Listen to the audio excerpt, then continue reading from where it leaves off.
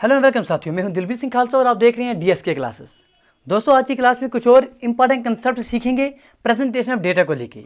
जैसे आपके पास बार डायग्राम्स हो गए, पाई चार्ट्स हो गए, इनके बारे में बात करेंगे आज की क्लास में। लास्ट क्लास में आपके पास स्टैटिस्टिक्स के टॉपिक है वो स्टार्ट किए हुए हैं। पहली क्लास में हमने आपके पास बेसिक नॉमेनक्लेचर कंसेप्ट दिए थे कि भाई किस चीज़ को क्या कहते हैं, किस तरह से आप अप्लाई कर सकते हैं चीज़ों को। वो क्लास अगर आपने नहीं देखी है, आपसे गुजारिश करेंगे प्लीज़ पहली क्लास आप ज़रूर देखिएगा, पहला पार्ट इस सीरीज़ का ज़रूर देखिएगा, ताकि आज की क्लास और आने वाली क्लास आप बेहतर तरीके से लाभ उठा सकें। जो साथी नए जुड़े हैं, जिन्होंने अभी तक चैनल को सब्सक्राइब नहीं किया है, प्लीज़ चैनल को सब्सक्राइब कर दी ताकि हर एक वीडियो की नोटिफिकेशन आप तक सबसे पहले ही पहुँच सके। तो चलिए मेरे दोस्त, आज की क्लास स्टार्ट करते हैं। बात करेंगे कि sir graphical representation of data. In general आपके पास डेटा क्या है, रिप्रेजेंटेशन ऑफ डेटा के बारे में जो इंपॉर्टेंट कंसेप्ट थे हमने लास्ट क्लास में पढ़े थे। आज ग्राफिकल रिप्रेजेंटेशन जो आपके सिलेबस में मेंशन किया गया है, इसके बारे में बात करेंगे। देखिए, किसी भी डेटा को अगर आपने बेहतर तरीके से समझना होगा तो with help of graphs, with help of pictures अगर आप इस डेटा को दर्शाते हैं तो और आसानी से और बेहतर तरीके से समझना आपके लिए आसान हो जाता है। कहा जाता है, एक बहुत बेहतरीन कहावत है, कही जाती है कि it is well said that one picture is better than 1000 words. एक पिक्चर जो है 1000 अल्फाज से कई गुना बेहतर है। सेम बात सेम सिद्ध होती है आपके जो डेटा के लेकर। अगर आपके पास बात होगी, कोई आपके पास गिवन डेटा होगा, अगर आप with help of graphs, with help of pictures, with help of pie charts अगर आप इस डेटा को दर्शाते हैं तो बहुत बेहतरीन तरीके से, बहुत आसानी से डेटा को आप समझ सकेंगे। ठीक है जी। पहला तरीका है जिसके माध्यम से आप ग्राफिकल रिप्रेजेंटेशन ऑफ डेटा में जो आपने पढ़ना है, जो आपके सिलेबस में ही मेंशन किया गया है, आपके पास bar graphs. Bar graphs basically क्या है सर? बार ग्राफ्स आपके पास क्या है सर? कुछ इस तरह के फिगर्स अगर आप देखेंगे तो इनको आपने बार ग्राफ्स, अगर आपने कभी मैच देखे होंगे, क्रिकेट मैच देखे होंगे, या कोई भी आपने जो है खेल का चार्ट वगैरह देखे होंगे, उनके जो डेटा दिए जाते हैं तो with help of these bar diagrams ये दर्शाए जाते हैं बेहतर तरीके से समझने के लिए। तो इस तरह के फिगर्स जो आपके पास देखने को मिल रहे हैं, इनको आप बार डायग्राम्स कहते हैं। तो बार डायग्राम्स क्या हैं सर? ये पिक्टोरिकल रिप्रेजेंटेशन आपके पास डेटा को, जिसमें जनरली आपके पास डेटा को विद हेल्प ऑफ बार्स दर्शाया जाता है। और बार्स क्या हैं सर? ये बार्स यूनिफॉर्म एक जैसे विड्थ के होते हैं और इक्वल स्पेसिंग इनके बीच में होती है। एक एक्सिस पर ये दर्शाए जाते हैं, जो डिपेक्ट करते हैं, जो दर्शाते हैं किसी वेरिएबल को, और इनकी हाइट कितनी है ये दर्शाता है कि इस वैल्यू क्या होगी इस आपके पास वेरिएबल की। फॉर एग्जांपल आपके पास यहाँ एक्स एक्सिस पर हमने कुछ कंट्रीज दी हुई हैं, जैसे आपके पास इंडिया हो गए, पाकिस्तान हो गए, वेस्ट इंडीज़ हो गए, इंग्लैंड हो गए, साउथ अफ्रीका, ऑस्ट्रेलिया और श्रीलंका। ये आपके पास कुछ वेरिएबल्स हैं, ये आपके पास एक्स एक्सिस पर हमने दिए हुए हैं। तो ये जो आपके पास बार डायग्राम्स है, जो ये आपके पास कॉलम्स जो आपके पास बने हुए नजर आ रहे हैं, इनकी हाइट जो है दर्शा रहे हैं वैल्यू क्या है, कितने number of matches in countries ने खेले हुए हैं। फॉर एग्जाम्पल आप देखते देखेंगे कि सबसे बड़ी हाइट जो है इस ग्राफ की, सबसे बड़ी हाइट जो है किस बार की आ रही है सर? आपके पास ऑस्ट्रेलिया के बार की आ रही है। दर्शा जहाँ पर आपके पास देखने को मिल रहा है कि 32 मैच इसने खेले हुए हैं। सबसे छोटा, सबसे जो कम लेंथ का बार है वो आपके पास साउथ अफ्रीका आ रहा है, जो देखने को मिल रहा है कि 16 से 20 के बीच में लगभग सर आप मान के चलिए यहाँ पर आपके पास वैल्यू आ रही है 18 के साथ आपके पास वैल्यू आप मान लेंगे इसकी। तो आप मानेंगे कि अगर आप इन ग्राफ्स के माध्यम से डेटा को दर्शाते हैं तो बहुत आसानी से आप समझ पाएंगे कि सबसे ज़्यादा मैच किसने खेले हैं, सबसे कम मैच किसने खेले हैं, किस कंट्रीज़ के किससे ज़्यादा मैच हैं, किस कंट्री के किससे कम मैच हैं। तो इनको समझने के लिए आप with help of bar graphs data को दर्शाते हैं। तो बार ग्राफ्स क्या हैं सर? बार ग्राफ्स आपके पास बेसिकली आपके पास ये कॉलम्स आ रहे हैं जिनकी इक्वल विड्थ आ रही है। जैसे इंडिया की ये आपके ग्राफ है, जितना आपके पास इसकी विड्थ है उतनी इसकी विड्थ आ रही है, उतनी इसकी विड्थ आ रही है, सेम विड्थ आ रही है। दूसरी बात यह है कि इनके बीच में जो स्पेसिंग है वो स्पेसिंग भी आपके पास सेम आ रही है, और जो हाइट है ये दर्शाती है कि वैल्यू क्या है इस वेरिएबल की। तो जब भी आप बार ग्राफ्स बनाएंगे तो 3 चीज़ों का आपने ख्याल रखना है। पहली बात क्या ख्याल रखनी है आपने कि विड्थ जो आ रही है, जो उनकी चौड़ाई आ रही है हर एक बार की, हर एक कॉलम की, वो एक जैसी होनी चाहिए, सिमिलर होनी चाहिए। दूसरी बात ये आ रही है कि जो बार्स हैं they should be placid on equal interval या इक्वल डिस्टेंस के बाद इनको रखना चाहिए। तीसरी बात यह है कि बार्स में बी शेडेड विद कलर्स और पैटर्न, ताकि ये दूर से ही आसानी से ही आपके पास अट्रैक्टिव डिस्टेंस आसानी से आप समझ पाएँ। जो बार डायग्राम्स हैं इनको आप बनाते हैं through columns of equal width. इसी वजह से जो आपका बार डायग्राम्स है इनको कॉलमनर जो डायग्राम्स है वे भी कहा जाता है। ठीक है, उम्मीद करेंगे बात समझ में आ गई होगी कि बार डायग्राम्स क्या है सर? बेसिकली आपके पास डेटा को आप रिप्रेजेंट करते हैं with help of column with help of bars. तो इस तरह की जो फिगर आपके पास बनती हुई नजर आएगी उसको आप बार डायग्राम्स कहते हैं। इन पर हम क्वेश्चन करेंगे, बेहतर तरीके से आप सीखेंगे। फॉर एग्जाम्पल एक एग्जाम्पल आपके पास एनसीईआरटी से ली हुई एग्जाम्पल है। ये क्वेश्चन आपके पास दिया गया है कि आपके पास एक बार डायग्राम दिया गया है, 40 स्टूडेंट्स हैं सर एक किसी क्लास में। ठीक है जी। 40 student by asked about the month of their birth. उनसे पूछा गया, 40 स्टूडेंट से पूछा गया कि कब वो पैदा हुए हैं, डेट ऑफ बर्थ किस महीने में हुए हैं उनकी। तो आपके पास जो डेटा है वो किस इस तरह का ग्राफ बनता हुआ नजर आएगा। अब और क्वेश्चन जहाँ से पूछे जाएँ कि how many students by born in the month of November, कि नवंबर के महीने में आप नवंबर का चार्ट देखें सर, ये वाला आपके पास आ रहा है कि नवंबर के महीने में कितने स्टूडेंट पैदा हुए हैं। आप नवंबर के यहाँ से देखेंगे किसके सीधा आ रहा है सर, 4 के साथ आ रहा है कि नवंबर में कितने स्टूडेंट पैदा हुए हैं सर, 4 स्टूडेंट पैदा हुए हैं। In which month were the maximum number of students born, किस महीने में सबसे ज़्यादा स्टूडेंट्स बारन हुए। आप देखेंगे सबसे ऊंची जो चोटी है वो किसकी नज़र आ रही है, सबसे ऊंची चोटी आपके पास मंथ ऑफ अगस्त की नज़र आ रही है, तो आपके पास आंसर जो है अगस्त आ जाएगा। ऐसे ही अगर बहुत सारे दोस्त जो हैं क्रिकेट मैच देखते होंगे तो बहुत बार होते हैं ना, जब आपके पास आपके पास मैच चलता रहता है तो ओवर्स के बीच में दिए जाते हैं, इस तरह का डेटा आपके पास ओवर्स का भी दिया जाता है कि पहले ओवर में छोटा होता है ग्राफ, दूसरे ओवर में यहाँ होता है, तीसरे ओवर में यहाँ 16 से 20 के ओवर में आपके पास बड़ी बड़ी इमारतें बनती हुई नज़र आती हैं। तो ये जो इमारतें जो अक्सर आपके पास कम्यूनिकेटर इस्तेमाल करते हैं कि बड़ी बड़ी इमारतें बनती हुई नज़र आ रही हैं 16 से 20 के ओवर में जो दिखाई दे रही हैं, तो ये बेसिकली वो क्या है सर, ये आपके बार डायग्राम से जो दर्शाती हैं, जो बड़े आसानी से आपके पास डेटा को आपके सामने रख देते हैं। जो आप जब आप फिगर देखते हैं किसी मैच के किसी 20 ओवर की, जब आप प्रेजेंटेशन एक बार डायग्राम के माध्यम से देखते हैं तो जहाँ पर आपके पास सबसे ऊँची इमारत बनती हुई नजर आएगी तो आप बोलेंगे सर इस ओवर में बड़ी ज़बरदस्त पिटाई हुई है। तो आप कैसे प्रेडिक्ट करते हैं, आप समझ जाते हैं बहुत आसानी से। चलिए मेरे दोस्त, उम्मीद करेंगे बात समझ में आ रही है, क्योंकि जो चीज़ें आपने पढ़ी हैं उनके साथ अगर आप कोरिलेट करके चीज़ों को देखेंगे, जो आप अक्सर बिक्सर देखते हैं, जैसे आपने मैथ्स देखे होंगे तो उनके साथ आप रिलेट करेंगे तो बहुत आसानी से आप समझ पाएंगे और ज़्यादा देर तक तो याद रखेंगे। लाइन ग्राफ और बार ग्राफ, इनके बीच में कभी कभी सेम क्वेश्चन आ जाते हैं, मतलब कोई ऐसा क्वेश्चन आ जाता है जिसमें बार ग्राफ का भी जरूरत लगे, लाइन ग्राफ का भी। हालांकि आपके एग्जाम जो आपके पास सिलेबस है उसमें लाइन ग्राफ का जिक्र नहीं किया गया, बार ग्राफ का किया गया है, लेकिन फिर भी क्वेश्चन आ सकता है जिसमें line as well as bar graph दोनों का इस्तेमाल किया जाए। कैसे क्वेश्चन आ सकते हैं इस पर सर, ऐसा क्वेश्चन आ सकता है कि आपके पास एक सिटी है, फॉर एग्जाम्पल दिल्ली है, दिल्ली के बारे में आपके पास एवरेज मंथली टेम्परेचर और रेनफॉल उसका डेटा दिया गया है कि आपके पास जनवरी से लेकर दिसंबर ये 12 महीने हैं, उनमें आपके पास टेम्परेचर कितना, किस महीने में एवरेज टेम्परेचर कितना रहता है और एवरेज रेनफॉल कितनी होती है, आपके पास दिया जाता है। तो आपको बोला जाए कि इसको आप विद हेल्प ऑफ ग्राफ दर्शाइए, तो आप क्या करेंगे, एक जो आपका वेरिएबल है उसको आप with help of bar diagram दर्शा देंगे, दूसरा जो आपका वेरिएबल है इसको विद हेल्प ऑफ आप लाइन चार्ट इस्तेमाल आपके पास दर्शाएंगे, तो बेहतर तरीके से आप डिपिक्ट कर पाएंगे, आसानी से आप जो है चीज़ों को समझ पाएंगे। फॉर एग्जांपल हमने इस तरह से ग्राफ आपके लिए बनाया कि आपके पास जो रेनफॉल है, रेनफॉल को हमने सर इन बार डायग्राम के माध्यम से दर्शा दिया, जो टेम्परेचर है उनको हमने सर लाइन चार्ट के माध्यम से दर्शा दिया, तो बहुत आसानी से आप समझ पाएंगे। अगर आपसे पूछा जाए कि आप हमें बताइए सर किस महीने में सबसे ज़्यादा रेनफॉल हुई है, तो आप रेनफॉल देखेंगे बार डायग्राम में सबसे ऊँची चोटी किसकी है sir, in the month of July. आप देखेंगे कि जुलाई में सबसे ज़्यादा रेनफॉल हुई है। अगर हम आपसे पूछेंगे टेम्परेचर किस महीने में सबसे ज़्यादा रहा है, तो आप लाइन चार्ट पर देखें सबसे ऊंचा कहाँ पर आ रहा है सर, आप देखेंगे कि जून के महीने में सबसे ऊंचा आ रहा है, तो जून के महीने में आप मानेंगे कि टेम्परेचर सबसे ज़्यादा रहा है।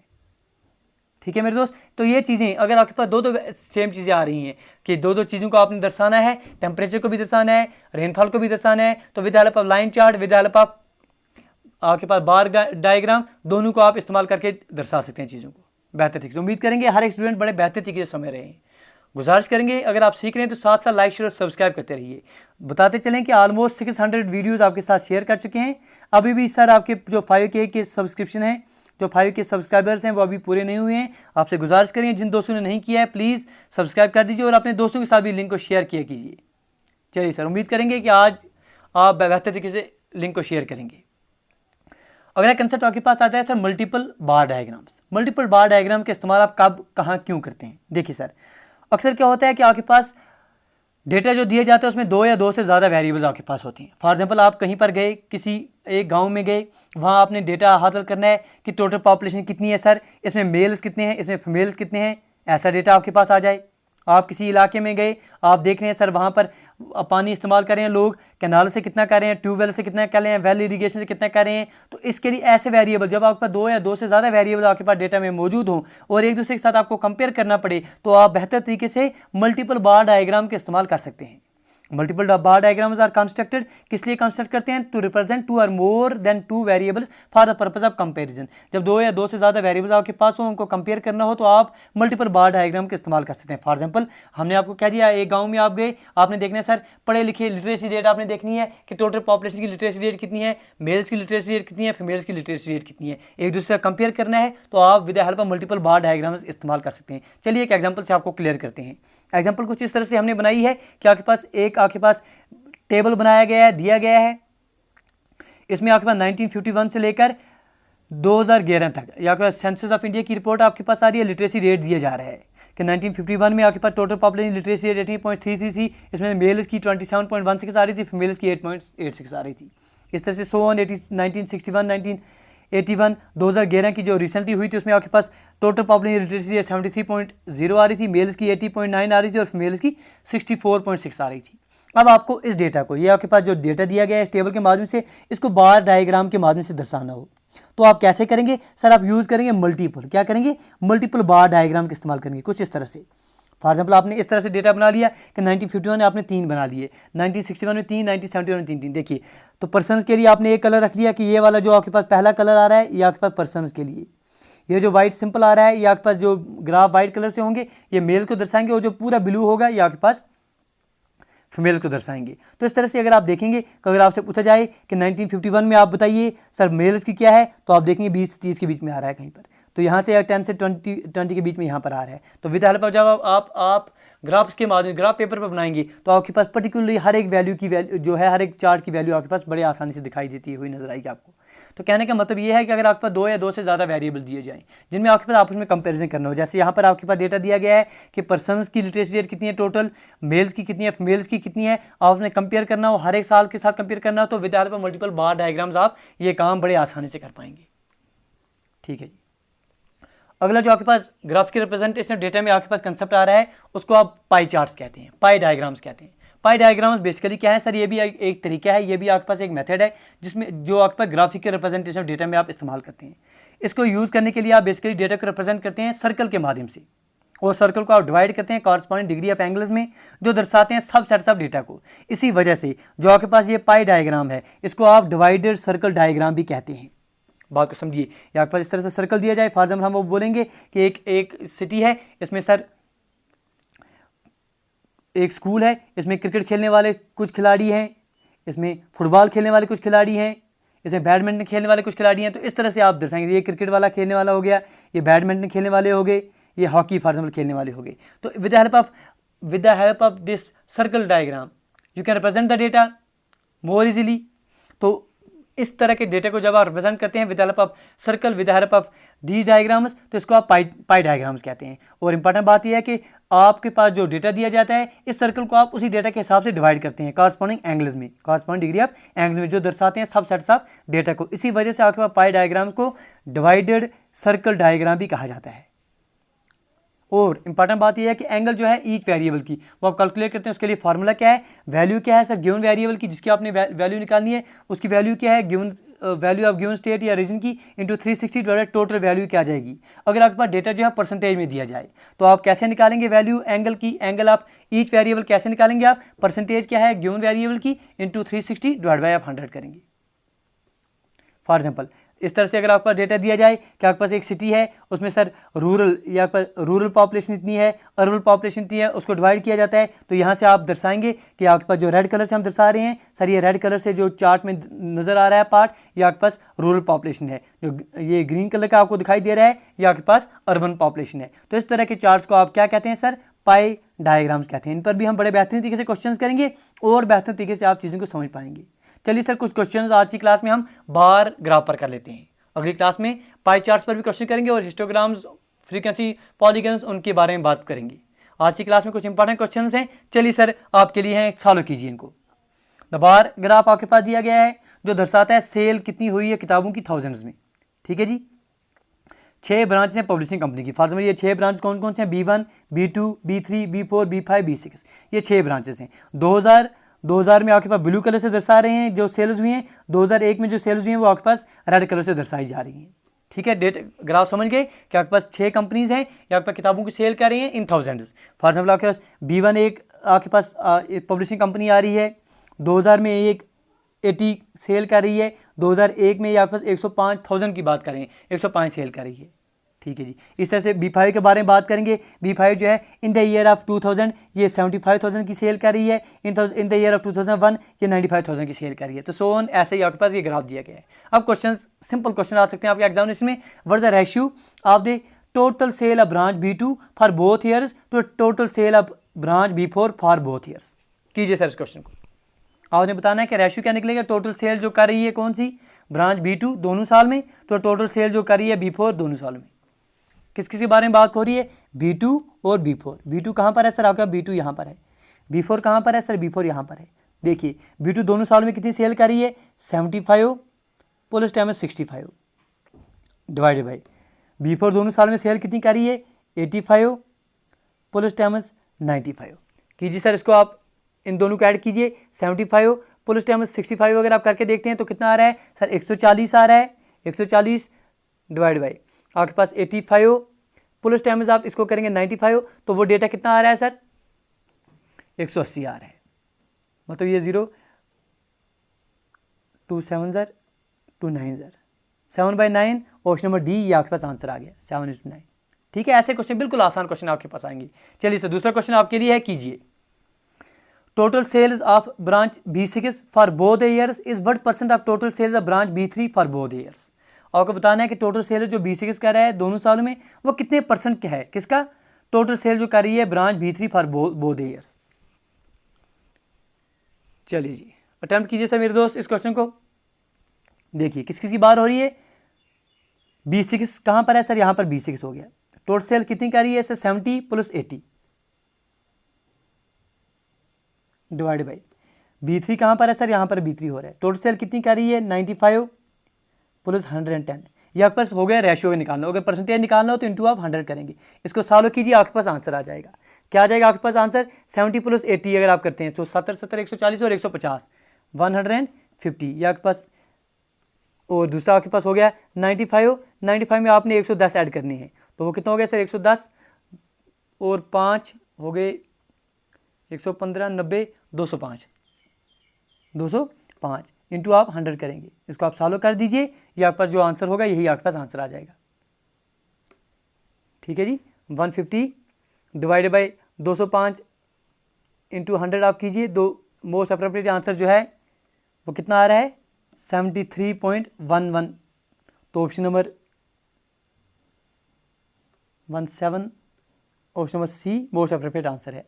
ये तरीका आपको आना चाहिए। बाकी कैलकुलेशन का मसला है, कैलकुलेशन आप बड़े आसानी से कर पाएंगे, लेकिन तरीका समझ में आ जाना चाहिए पूछ क्या रहा है। जैसे यहाँ क्वेश्चन आपके पास दिया गया है क्वेश्चन नंबर 3 कि what percent of average sales of branch B1 B2 and B3 in 2001 is average sales of branch B1 B3 and B6 in 2000। बताइए कितना परसेंट एवरेज सेल जो आ रहा है किसका? B1 B2 और B3 का 2001 में। B1 B2 एंड B3 2001 में आपने देखना है is average sales of branches B1 B3 and B6 in 2000। देखिए सर पहले आप देखिए B1 B3 और B6 2000 में इनका एवरेज कितना है? एवरेज आपको पता है सर, हमने पढ़ाया आपको पास। क्यों कल की क्लास हमने इंपॉर्टेंट बोली? क्योंकि एवरेज का कंसेप्ट क्या है? Sum of observation divided number of observations. तो B1 B2 B6 B1 B3 B6 2000 में देखेंगे डिवाइड बाई 3 करेंगे, मतलब एवरेज सेल कितनी हो रही है इन तीनों की 2000 में कितना आ जाएगा? वो आपके पास आ जाएगा sir 1/3 into B1 B3 B6 2000 में कितना कितना कर रही हैं। देखिए सर B1 2000 में कितना कर रहा है सर? 80 कर रहा है पुलिस टाइम्स। B3 जो है 2000 में कितना कर रहा है? 95 कर रहा है पुलिस टाइम्स। B6 2000 में कितना कर रहा है? 70 कर रहा है। इनको ऐड कर दीजिए, ये कितना हो गया सर? ये 5 4 2 245 डिवाइड बाई 3 ये आपके पास हो गया किसका? एवरेज सेल 2000 में कितने करें ये तीनों याद रखेंगे आप 245 डिवाइड बाई 3। अब इसके बाद आप देखेंगे कि एवरेज सेल कितना आ रहा है B1 B2 और B3 के 2001 में। देखिए सर B1 2001 में कितना कर रहा है? 1/3 ऑफ कितना? 105 पुलिस टाइम्स। B2 का अगर आप देखेंगे तो 65 आप ऐड करेंगे इसमें पुलिस टाइम्स। और कौन सा है तीसरा क्या? B3 का अगर आप देखेंगे तो 110 ऐड करेंगे। इन तीनों को ऐड कर दिए 0 6 7 और 8 2 डिवाइड बाई 3। तो ये हो गया सर किनका? 2001 में। अब रेशियो आपने दोनों का निकालना है। पहले कितना आया था? 245 divide by 3 whole divide by 280 divide by 3 into आप 100 करेंगे। ये 3 और ये 3 कैंसिल आउट हो जाएंगे। इसको आप सॉल्व कीजिए तो आंसर आपके पास 87.5% बनता हुआ नजर आ जाएगा। 87.5% ऑप्शन नंबर डी इसका सही आंसर है। चलिए जी अगला क्वेश्चन, क्वेश्चन नंबर 4 आपके पास इस तरह से दिया जा रहा है कि what is the average sale of all the branches in 1000 numbers for the year 2000। आपने बताना कि एवरेज सेल कितनी आ रही है सबकी, 1000 में निकालना है आपने फॉर द ईयर 2000। तो 2000 में अगर आप देखेंगे तो जब एवरेज 6 की निकालनी है तो एवरेज कितना आ जाएगा, sum of observation divided number of observation कितने हैं सर 6, 1 डिवाइडेड 6 ऑफ किसका 2000 में सबका देखेंगे। इसका कितना आ रहा है सर 80, इसका कितना आ रहा है 75, इस B3 का कितना आ रहा है सर 95, B4 का कितना आ रहा है सर 85, B5 का कितना आ रहा है सर 75, B6 का कितना आ रहा है सर 70। इन सबको ऐड कर दीजिए, डिवाइड बाई 6 कर दीजिए, तो आपके पास आंसर जो है विद इन सेकेंड्स आ जाएगा सर 80। तो आपका सही आंसर इसका क्या आ जाएगा, option number B, that is 80। बाकी कैलकुलेशन का आपका मसला है, कैलकुलेशन आप आराम से कर पाएंगे। और ख्याल रखिए ये कि आपके पास एग्जामिनेशन जो है जिसके लिए आप पढ़ रहे हैं ये वाली क्लास, वो आपके पास JKSLB का है। JKSLB में आपके पास आराम से बेहतर तरीके से अगर आप 1 मिनट में इन क्वेश्चन को देते हैं तो कोई परेशानी आपके पास नहीं होगी, क्योंकि आपके पास बहुत सारे क्वेश्चन GS के आ जाएंगे, ठीक है जी। उसमें आप कुछ ही सेकंड में आपके पास क्वेश्चन उठा देंगे, वहाँ से आप टाइम को बचाना है और आपके टाइम को इन्वेस्ट कहाँ पर करना है, आपके मैथ के पोर्शन में करना है, रीजनिंग के पोर्शन में इन्वेस्ट करना है। क्वेश्चन 5 क्या दिया गया है, total sale of branch B1, B3, B5 together for the years in 1000 is. आपको बताना है कि टोटल सेल जो आ रही है B1, B3 और B5 दोनों सालों में कितने का रही है। अरे कौन कौन सा है सर, B1 आपके पास आ रहा है, B1 कहाँ पर है, B1 यहाँ पर है, तो B1 आपके पास 105, इसमें आप ऐड कर देंगे 80, वो कितना हो गया आपके पास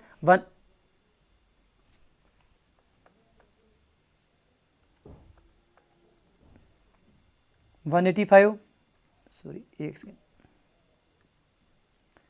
बस कैलकुलेशन का ही मसला है, वो आप आराम से कर पाएंगे। दूसरा आपके पास कौन सा ईयर आ रहा है सर, दूसरा आपके पास B3 आ रहा है। B3 में आप देखेंगे B3 में कौन कौन सा सर 95 आ रहा है, 95 में आपने 110 ऐड करनी है, तो वो कितना हो गया सर 205 हो गए। तीसरा अगर आप थर्ड देखेंगे, थर्ड कौन सा ईयर आ रहा है सर B5 आ रहा है, B5 में अगर आप देखेंगे सर 95 आ रहा है, 95 में आपने ऐड करना है 75, तो वो कितना हो गया आपके पास 170 हो गए।